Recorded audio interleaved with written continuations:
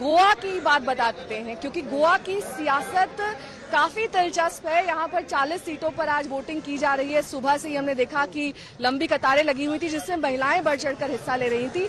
लेकिन गोवा को लेकर आज प्रधानमंत्री ने भी कई अहम बातें कही। उन्होंने कहा कि टीएमसी यहाँ पर जानबूझकर उतरी है। टीएमसी का कोई अस्तित्व नहीं है, वो सिर्फ हिंदू वोट काटना चाहती है। यही वजह है कि टीएमसी मैदान में उतर आई है। लेकिन मुकाबला त्रिकोणीय है यहाँ पर, और बीजेपी चाहती है कि वो यहाँ से हैट्रिक लगाए।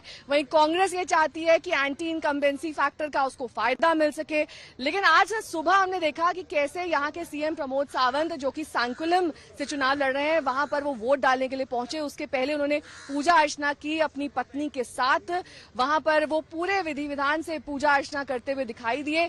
प्रमोद सावंत तो पूरे कॉन्फिडेंट हैं, पूरे आत्मविश्वास से लबरेज है। उनका ये कहना है कि एक बार फिर से बीजेपी सत्ता में वापसी कर रही है गोवा में। लेकिन क्या एक बार फिर से वही स्थिति, वही सियासत हम दोबारा देखेंगे जो 2017 में गोवा में दिखाई देगी, या फिर दो नई पार्टी के आने से यहाँ पर समीकरण बदल गए हैं? तृणमूल कांग्रेस अब अपना यहाँ पर किस्मत आजमा रही है, साथ ही आम आदमी पार्टी को भी यहाँ पर एक स्ट्रांग पार्टी के तौर पर देखा जा रहा है। लेकिन इस बीच गोवा में अब भी मतदान हो रहा है। सुबह 7 बजे से ही मतदान की प्रक्रिया शुरू हो चुकी थी, और हमने देखा था कि कैसे गोवा में उत्पल पर्रिकर, जो कि मनोहर पर्रिकर के बेटे हैं, उनका भी नाम जोर शोर से सामने आ रहा है, खासतौर पर पंजिम से, जहां से वो कैंडिडेट हैं। उनके मुकाबले वहां पर किस तरीके से दोनों के बीच में लड़ाई देखी जा रही है, क्या कुछ कहा है प्रमोद सावंत ने, ये आपको सुनवा देते हैं।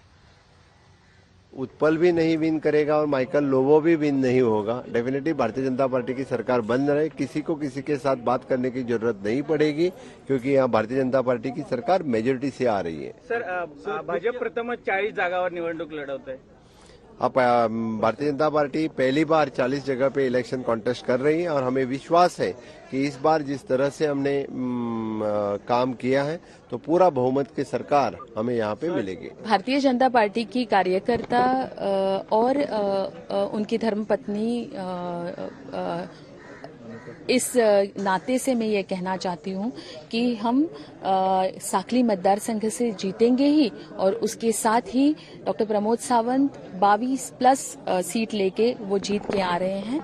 और इसी विश्वास पे हम कह रहे हैं, क्योंकि हर एक मतदाता को भारतीय जनता पार्टी पे विश्वास है, और उन सभी लोगों को एक स्थिरता और विकास देने वाली सरकार, डबल इंजन वाली सरकार चाहिए। सो इसीलिए मुझे लगता है कि भारतीय जनता पार्टी को वो वोट करें।